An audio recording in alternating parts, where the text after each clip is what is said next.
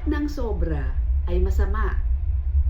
Hindi lang sa food or sa mga kinakain natin ang nakakasira or nakakasama kapag nakakain ka ng sobra.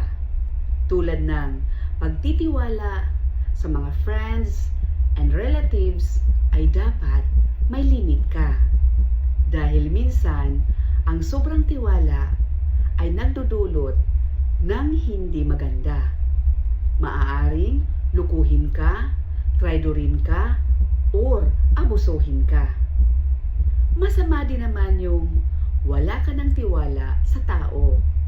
Pero, huwag mong ibubuhos ang tiwala mo dito.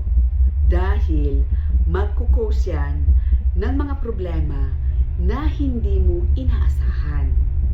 Matuto kang mag-observe sa paligid mo. Baka hindi mo alam, tinatraidor ka na pala, niluluko ka, o sinisiraan ka. Kaya dapat may boundaries ka at bawasan mo na ang sobrang pagtitiwala.